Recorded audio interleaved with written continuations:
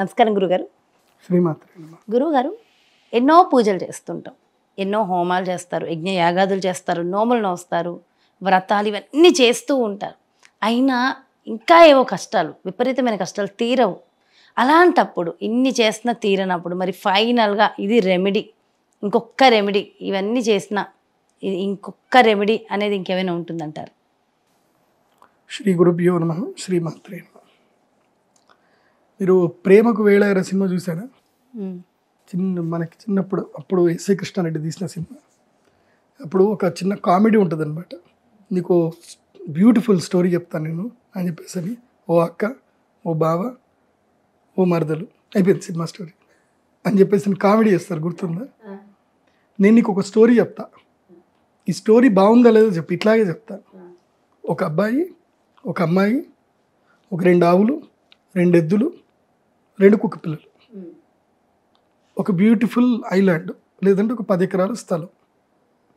అయిపోయింది. Life is super, life is beautiful. ఇది మీ స్టేటస్లోనే ఎక్కడో చూసినట్టుందా నేనైతే. Life is beautiful. ఇప్పుడు దీంతో నువ్వు ఏదైనా స్టోరీ రాయు, లైఫ్ ఈజ్ బ్యూటిఫుల్. అక్కడ ఇంకేముంటుంది? మనిషి కోరికల వెంట వెళ్తాడు. నేను ఎందుకోసం అంటే ఇలాంటి కుటుంబాన్ని చూసిన తర్వాత నాకు అనిపించింది. నేను ఈ మధ్యప్రదేశ్ వెళ్ళాను. మధ్యప్రదేశ్ వెళ్తే అక్కడ వాళ్ళకి దాదాపు ఒక 100 ఎకరాల స్థలం ఉంది. 100 ఎకరాల చుట్టూ బ్యాంబూ ప్లాంట్స్ వేసేసారు. ఒక 10 ఆవులు ఉంటాయి, ఒక 4 ఎద్దులు ఉన్నాయి, ఒక 4 మంచి జర్మన్ షిఫ్ట్ మంచి కుక్కలు ఉన్నాయి. ఆ 10 ఎకరాల్లో పంట పండించుకుంటారు. వాళ్ళు ఆ 10 ఎకరాలు దాటుకొని బయటకు రారు. ఇంకా దాని లోపలనే పంటలు పండించుకుంటారు, దాంట్లోనే కూరగాయలు పండించుకుంటారు. వాళ్ళ పిల్లలకి వేదం చెప్పుకుంటున్నారు చక్కగా. ఎవరిని ఎన్ని తరాలు, 3వ తరం అక్కడ నడుస్తుంది, సేమ్ అక్కడనే ఉండి. ప్రపంచం అంటే ఏందో తెలియదు వాళ్ళకి, ఎవరు ప్రధానమంత్రి తెలియదు, ఎవరు ఏందో తెలియదు, ఏమీ తెలియదు వాళ్ళకి. వాళ్ళు ఆ బార్డర్ దాటి బయటకు వెళ్ళరు. వాళ్ళు ఇంట్లో నిత్యాగ్నిహోత్రము, ప్రతిరోజు అగ్ని చేసుకోవడం, పూజ చేసుకోవడం తెలియదు. అట్లా బతకొచ్చా? బతకలేమో చెప్పు? బతకచ్చు, ఒకప్పుడు బ్రతకలేదా? ఇప్పుడు కూడా బతుకుతున్నారు కదా వాళ్ళు. 3వ తరము. ఇప్పటికీ వాళ్ళ పెద్ద ఆయన ఉన్నాడు, ముసలాయన, 90 ఏళ్ల ముసలాయన ఉన్నాడు. వాళ్ళ ముని మనవాడు ఇప్పుడు ఉన్నాడు. వాడికి మొన్న వడుగు జరిగింది, ముని మనవాడికి మొన్న వడుగు జరిగింది. సో వాళ్ళని వెళ్ళి చూస్తే నాకు నేనే ఆశ్చర్యపోయినా. వాళ్ళు అడిగారు, ఇప్పటికీ లాల్ బహదూర్ శాస్త్రి గారు ఉన్నారా అని ఆయన అడుగుతున్నాడు. ఆయన, లాల్ బహదూర్ శాస్త్రి గారు మీకన్నా ముసలోళ్ళు కదండి, ఆయన ఎప్పుడు చనిపోయారని చెప్పేసి, ఓహో అలాగా అని అంటున్నాను అనమాట. సో ఆయన భారతదేశానికి స్వాతంత్రం రాకన్నా మునిపే ఆ కేటగిరీలో, అంటే ఎక్కడో మధ్యప్రదేశ్లో అడవిలో ఉంటారనమాట. ఝాన్సీ అని ఒక ఊరు ఉంటుంది, అక్కడి నుంచి లోపలికి వెళ్ళాలన్నమాట. లోపల వెళ్తే అక్కడ ఇప్పటికీ ఇవి వస్తాయన్నమాట, జింకల్ లాంటివి, బైగావులేమో అంటారనమాట. నేను అక్కడ వాళ్ళ దగ్గరికి పోయాను అనమాట. అద్భుతమైన తోట. వాళ్ళ దగ్గర గన్నులు అయితే ఉంటాయి, ఎందుకోసమంటే పుల్లు అప్పుడు వస్తాయి అనమాట, నక్కలవి వస్తాయి. సో దానికి వాళ్ళు మంచి బార్డర్ చేసుకున్నారు. ఏమైనా వస్తే ఒకసారి గన్ను కొడతారు అంతే, ఇంకే ప్రాబ్లమ్స్ లేవు వాళ్ళ దగ్గర. డబ్బు అని అసలు మాటే లేదు, అసలు డబ్బు గురించి అక్కడ మాటే లేదు. అక్కడ ఎండ వస్తుంది, వాన వస్తుంది, కావాలంటే ఔషధాలు మొత్తం తయారు చేసుకున్నారు. వాళ్ళకి ఔషధాలు తయారు చేసుకుని దగ్గు జలుబు ఏమొచ్చినది ఔషధాలు తీసుకుంటారు, యోగా చేస్తారు, ప్రాణాయామం చేస్తారు, లైఫ్ అయిపోయింది. ఇప్పుడు చెప్పు, లైఫ్లో పూజలు పునస్కారాలు అవసరమా? అభిష్టాలు అవసరమా? కోరికలు అవసరమా? ఇట్లాంటి వాళ్ళని చూసిన తర్వాత అనిపిస్తుంది జీవితం అంటే ఇది. దీనికి ఏ గ్రహస్థితులు ఏవి ఏం చెయ్యవు ఇంకా, ఇంతే. గ్రహస్థితి బాగలేకపోతే అందుకోసమే సర్పదంశనం అంటారు.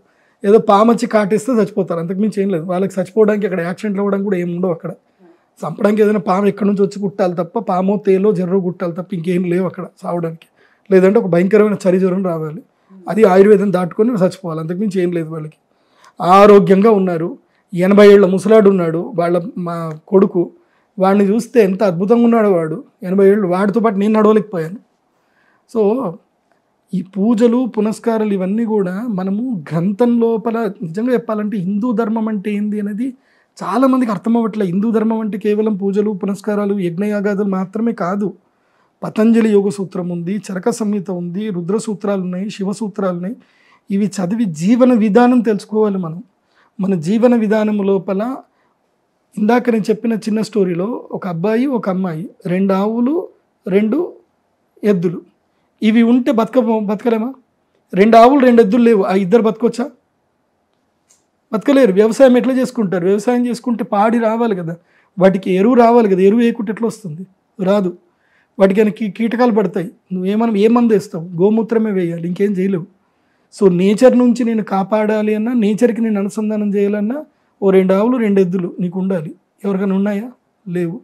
మనము భగవంతుడు ఎలా బతకాలో చెప్పింది మనం పాటించకుండా నాకు నచ్చినట్టు నేను బతుకుతా అని చెప్పి మనం అనుకుంటూ, అయ్యగారు మీరు పూజ చేశారు కానీ మాకు పని జరగలేదు అయ్యగారు అంటే, అరే నీకు పూజలు పునస్కారాలు ఎందుకు చెప్పారు? నువ్వు హాయిగా సంతోషంగా బతకడానికి చెప్పారు.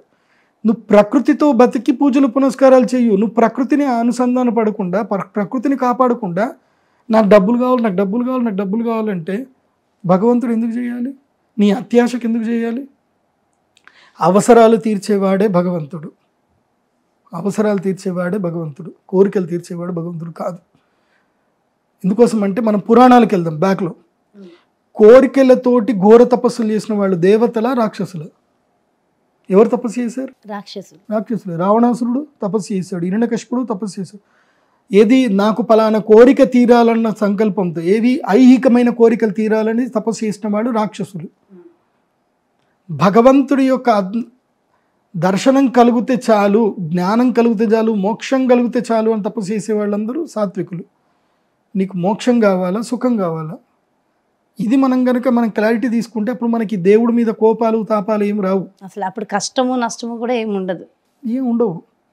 నాకెందుకు కష్టాలు అంటే నువ్వు లైఫ్ స్టైల్ ఎట్లా లీడ్ చేయట్లేదు. నీకు మేనిఫెస్టేషన్ ఇచ్చారు, ఎలా బతకాలని చెప్పారు. అలా బతకకుండా నువ్వు బాధపడితే ఏం చేయాలి చెప్పండి.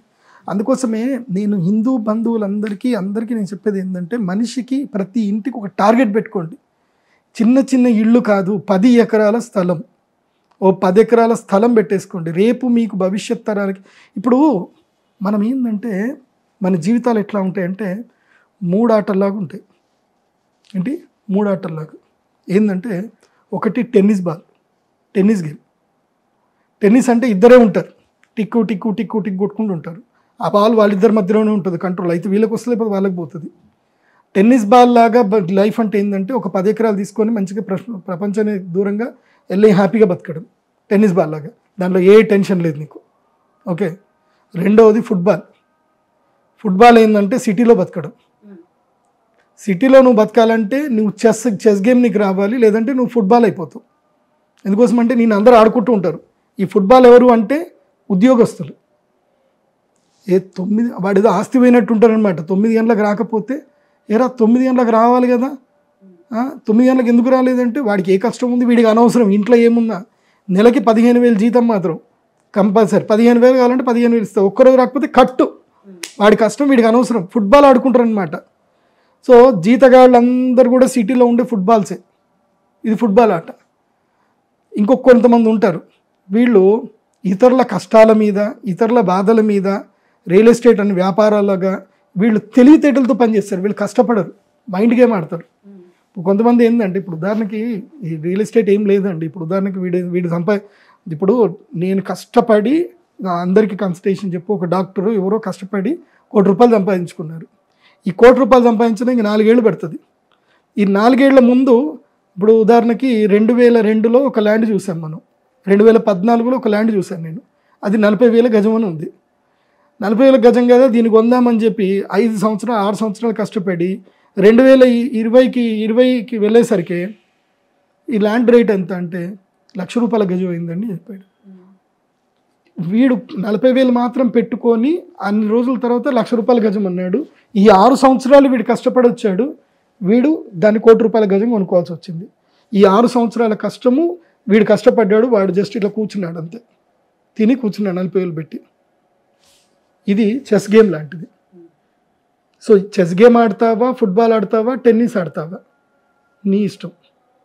ఇది జీవితం. ఇది అర్థం చేసుకోండి మీరు. సో కష్టాలు సుఖాలు ఎక్కడున్నాయి అనేది ఇక్కడే అర్థమైపోతుంది. అందుకోసం నేను కుబేర క్రియ అని చెప్తాను. ఆ కుబేర క్రియ చెయ్యండి, నీకు అందరికి మంచి రిటర్న్ నేను చెప్తాను. కుబేర క్రియ ఒకసారి ఎక్స్ప్లెయిన్ చేయండి గురుగారు. దాని గురించి కుబేర క్రియ అని చెప్పకూడదు ఎవరికి. అది ఓపెన్గా ఎవరికైనా చెప్తే అది కాపీ పేస్ట్ అయిపోతుంది. ఇప్పటికే చాలా మంది నన్ను కాపీ పేస్ట్ చేసుకున్నారు. నేను ఆశ్లేష బలి నేను ట్రెండ్ స్టార్ట్ చేస్తే ఎంతోమంది నా ఆశ్లేష బలి అని చెప్పి అందరితో చేపించేసుకుంటున్నాను. కానీ ఏదైనా సరే చేసే వాళ్ళ అర్హత నిజంగా చూడాలి. అర్హత చూడాలి, జనాలు చూడట్లేదు. నేను ఆశ్లేష బలి చేసినప్పుడు నేను ఒక ప్రత్యేకమైన యంత్రం ఇస్తాను, దీన్ని గరుడ పచ్చిస్తాను. అది ఇవ్వకుండానే జోషి గారు అయితే 35,000 తీసుకుంటారు, మేము 10,000కే వేసిస్తూ ఉంటారు. ఈ బొంద 10,000 చేస్తారు, ఏమొస్తుంది, ఏం రాదు. కానీ అది నిజంగా జరుగుతుందా లేదా కూడా చూసుకోవాలి కదా. కుబేర క్రియ అనేటువంటిది ఏదైతే ఉందో స్క్రీన్ మీద కనిపిస్తున్న నెంబర్కి మీరు ఎన్రోల్ చేసుకోండి. ఇవి ఒక 100 మంది తయారైన తర్వాత ఒక డేట్ ఫిక్స్ చేసి నేను పిలుస్తాను, నేను ఉంటాను అని మీ దగ్గరుండి చేస్తారు. నేను దగ్గరుండి చేయిస్తాను. ఒక 3 గంటలు నేను కూర్చోబెట్టి దానివల్ల ఫలితం ఏంటి? ఎలా బతకాలి, డబ్బు ఎలా సంపాదించాలి, ఎలా ఏం చేస్తే డబ్బు వస్తుంది, ఎలా బతికితే ఆనందంగా ఉంటాం, అది మేము చేయిస్తాం కుబేర క్రియ. ముఖ్యంగా డబ్బు రావడానికే కుబేర క్రియ. చాలా సంతోషం, చాలా బాగా ఎక్స్ప్లెయిన్ చేశారు అండ్ మంచి రెమెడీ కూడా ఇచ్చారు. Thank you so much Guruji. నమస్తే.